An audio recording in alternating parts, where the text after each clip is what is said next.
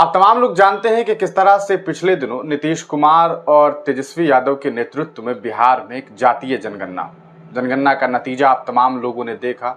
आपको इस बारे में मालूम चल सका कि किसके हालात कैसे हैं, कौन कितना है और कितना पानी में है। ये तमाम चीज़ें आप तमाम लोगों ने जानी। उसके बाद आप तमाम लोग जानते हैं कि जातीय जनगणना को लेकर के ये भी चर्चाएं शुरू हो गई कि ये जनगणना असल में सिर्फ बिहार में ही नहीं बल्कि पूरे देश में होना चाहिए। विपक्षी दल खास करके INDI महागठबंधन ने इस बारे में ठानी कि हम अगर सरकार में आते हैं तो पूरे मुल्क में जातीय जनगणना करवाएंगे।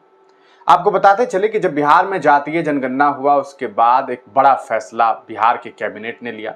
बिहार के सदन में एक प्रस्ताव पेश किया गया और एक मंजूरी दी गई और वो मंजूरी थी कि आरक्षण का लेवल बढ़ा दिया जाए। जो 55% आरक्षण था उसे 65% किया गया और ओवरऑल EWS सहित 75% आरक्षण की सीमा जो है वो बढ़ाई गई। 75% जब आरक्षण हुआ तो बिहार राज्य के लोगों के अंदर खुशियों की एक लहर थी। लेकिन नतीजा क्या हुआ आप तमाम लोगों ने देखा। इस पूरे मामले को लेकर के विपक्ष के जो लोग थे यानी कि जो आरक्षण विरोधी थे वो पहुंच गए हाई कोर्ट ने ये फैसला दिया कि ऐसा है कि इस पर रोक लगाई जाए। फिर ये मामला पहुंचा सुप्रीम कोर्ट और सुप्रीम कोर्ट ने भी इस मामले में बिहार सरकार को एक झटका देने का कार्य किया। लेकिन सवाल ये है कि आखिरकार अगर बिहार सरकार की मंशा अच्छी है तो फिर बिहार में जो आरक्षण की सीमा बढ़ाई गई वो क्यों नहीं लागू हो सका। अब आप कहेंगे ऐसी बातें क्यों कर रहा हूं। आगे हम आपको RJD यानी कि राष्ट्रीय जनता दल पार्टी से राज्यसभा के सांसद संजय यादव का हम आपको एक वीडियो दिखाएंगे कि उन्होंने इस पूरे मामले को लेकर के क्या कुछ बातें रखी हैं। लेकिन हम आपसे एक सवाल पूछना चाहेंगे कि बिहार में किसकी सरकार है। आप कहेंगे NDA की सरकार है।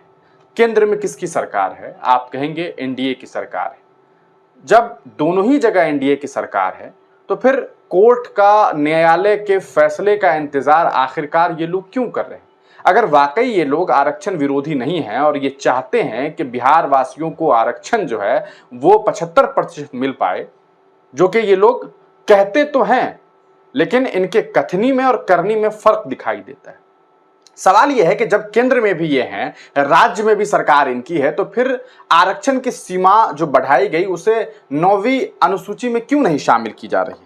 ये सबसे बड़ा सवाल है। अगर 9वीं अनुसूची में शामिल कर दिया जाए, अरे कोर्ट में आप गए हैं, आप कोर्ट से मामलात को विड्रॉ कर लीजिए, आप एक स्पेशल सत्र रखिए, आप एक स्पेशल कहा जा सकता है मीटिंग रखिए और उसके जरिए जो है आप सदन के अंदर ये पास करवा लीजिए, मंजूरी करवा लीजिए कि हम जो है आरक्षण की सीमा बढ़ा रहे हैं और आरक्षण की सीमा हमारी जो है वो 65% प्लस 10% EWS 75% रहेगी। और उसको लेकर के आप एक स्पेशल जो है वो मीटिंग करिए और उस मीटिंग के जरिए प्रधानमंत्री नरेंद्र मोदी के साथ, जैसे पूर्व में आप जानते हैं कि किस तरह से तेजस्वी यादव, नीतीश कुमार ने बाजाबता इस पूरे मामले को लेकर के प्रधानमंत्री जी को जो है तमाम सूचनाएं दी थी। एक मीटिंग हुआ था बिहार को लेकर के, उसी तरह जातीय जनगणना के वक्त में उसी तरह एक मीटिंग करिए प्रधानमंत्री जी के साथ और उनसे कहिए कि सर ऐसा है कि आप तो केंद्र में हैं, आपकी सरकार है, दोनों जगह आप हैं, फिर क्या दिक्कत है, आप इसे 9वीं अनुसूची में डाल दीजिए, कोई कोर्ट का मामला ही नहीं रह जाएगा। लेकिन ये लोग ऐसा नहीं कर रहे। आप सुनिए कि क्या कुछ कहा है राज्यसभा के सांसद संजय यादव। जब हमने यहाँ जाति आधारित जो गणना करवाई उसकी फाइंडिंग्स के आधार पे पता चला है कि 90% जनसंख्या इनकी है, 10% इनकी है। उसके आधार और अनुपात में आरक्षण को बढ़ाया। आरक्षण को बढ़ाने के बाद जब तेजस्वी जी कैबिनेट के हिस्सा थे, डिप्टी CM थे, उन्होंने केंद्र सरकार को, मुख्यमंत्री जी ने प्रस्ताव भेजा कि इनको 9वीं अनुसूची में डालो। तो केंद्र में किनकी सरकार है? BJP की सरकार है।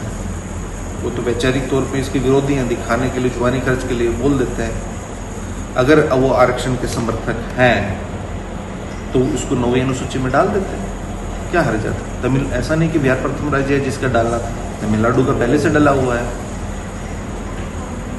तो वो क्यों नहीं डाला उन्होंने। फिर कोर्ट में चले गए, कोर्ट उनके अटॉर्नी जनरल भी चले गए। हाँ, चले गए। राष्ट्रीय जनता दल भी गई है, चूंकि मामला सब जुडिस हो गया तो राष्ट्रीय जनता दल भी कोर्ट में गई है और कोर्ट से नहीं होगा। हम कहते हैं कोर्ट के चक्कर में आप क्यों उतर रहे हैं। आपके बलबूते पे, जदयू के बलबूते और जो आरक्षण की बात कर रहे हैं LJP-R और हम पार्टी, उनके बलबूते पे सरकार चल रही है। आप उनको कहिए कि हम कोर्ट से केस को विड्रॉ करते हैं, एक विधानसभा का विशेष सत्र बुलाते हैं उसमें से दोबारा इसको सर्वसम्मति से पास करते हैं और अब प्रधानमंत्री से आप बात कीजिए। सर्वदलीय बैठक जब तेजस्वी जी के पहल पे ही जातिगत जनगणना के लिए दिल्ली गया था अगस्त 2021 में सर्वदलीय, हाँ, तो बोले कि सर्वदलीय जो एक कमेटी है वहाँ चलेगी प्रधानमंत्री जी से, उनको टू द पॉइंट बात कहते हैं, आर पार करते हैं कि देखिए हम यहाँ से बिहार विधानसभा से पास कर रहे हैं, इसको आपको 9वीं अनुसूची में डालना है, आप डालिए। नहीं डालेंगे तो पता चल जाएगा कि कौन आरक्षण के समर्थक है और कौन नहीं है। अगर जेडीयू, एलजेपीआर, हम और बीजेपी इसके समर्थक है। अच्छा ये बताइए, 65% आरक्षण यहाँ से बढ़ाया जब तेजस्वी जी थे, अब 9वीं अनुसूची में जो डालना है उनकी यहाँ बिहार में भी सरकार है, वहाँ भी सरकार है, अड़चन कौन पैदा कर रहा है?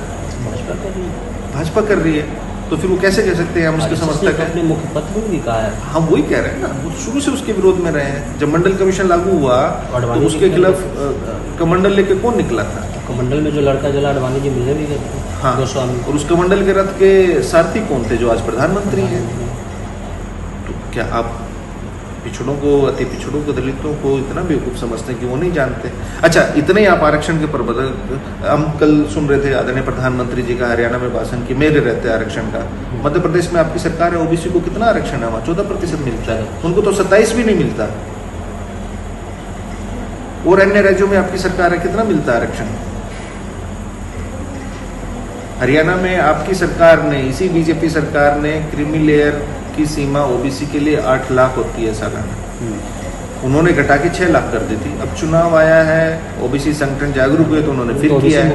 तो वही कह रहे हैं, इनका हर बात पे दोहरी रवैया होता है, दोहरा चरित्र रहता है। तो आजकल सूचना को आप बांध नहीं सकते कहीं तक, सब लोग जागरूक है, सब जानते हैं। आपको डालना है, आपको करना है, तो आप ही अटकाए हुए हैं। हम तो मांग उठा रहे हैं और हम कह रहे हैं आपको, हम हमारी पार्टी इनको इतना मजबूर करेगी कि इनको 9वीं अनुसूची में भी डालना पड़ेगा, देश भर में जातिगत जनगणना भी करानी पड़ेगी। तो आपने देखा कि किस तरह से सीधे तौर पर संजय यादव ने ये बात कही है कि ऐसा है कि केंद्र जो है, हम केंद्र को एक प्रस्ताव भेजते हैं कि आप जो है वो 9वीं अनुसूची में डाल दीजिए, तो केंद्र चाहे तो ये काम कर सकती है, लेकिन केंद्र ऐसा नहीं कर रही है। अब आप कहेंगे कि ऐसा कैसे हो सकता है, लेकिन ऐसा है, प्रधानमंत्री जी बातें जो करते हैं वो अलग बात है। बिहार में उनके जो साथी जो दल हैं एनडीए के, चाहे वो जनता दल यूनाइटेड हो, चाहे वो चिराग पासवान के एलजेपी हो, चाहे वो मांझी जी की हम पार्टी हो, ये तमाम लोग बातें तो कुछ और कर रहे हैं। ये लोग कह रहे हैं हाँ भैया आरक्षण होना चाहिए, लेकिन काम क्या कर रहे हैं? क्यों नहीं प्रधानमंत्री जी के साथ मुलाकात करते? क्यों नहीं स्पेशल मीटिंग करते हैं? क्यों मीटिंग नहीं कर पा रहे हैं? क्यों सर्वदलीय बैठक करके इस पर फैसला नहीं ले पा रहे हैं कि ऐसा साहब के हमें न्यायालय की जरूरत नहीं है इस पूरे मामले पर, हम तो खुद से ये फैसला ले सकते हैं, हमारे पास अपना सदन है, हमारा अपना स्पेशल सत्र हो सकता है, उसके जरिए हम पास करेंगे और पास करके हम 9वीं अनुसूची में डाल देंगे। लेकिन नहीं।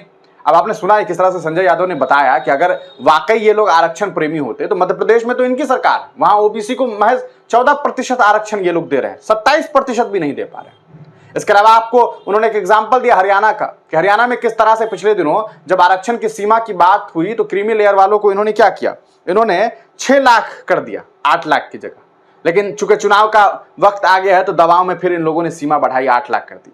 तो ये जो राजनीति ये लोग कर रहे हैं आरक्षण के ऊपर, अगर ये लोग वाकई बिहार की भलाई चाहते हैं, अगर ये लोग वाकई समाज की भलाई चाहते हैं, अगर वाकई ये लोग ओबीसी समाज, दलित समाज, वंचित समाज की भलाई चाहते हैं, तो फिर क्यों नहीं 9वीं अनुसूची में डाल रहे हैं? ये एक बड़ा सवाल है। आप तमाम लोग इस पूरे मामलात को किस तरह से देखते हैं? आपको इसके पीछे की क्या वजह लगती है? कि आपको लगता है कि प्रधानमंत्री नरेंद्र मोदी और उनकी सरकार की जो नीति है, उनकी जो कहा जा सकता है उनकी जो कथनी है और जो करनी है, उसमें एक बड़ा फर्क है? अपनी राय कमेंट सेक्शन में जरूर दीजिएगा, इस वीडियो को जरूर शेयर कर दीजिएगा। आप तमाम लोगों का वीडियो देखने के लिए बहुत बहुत शुक्रिया।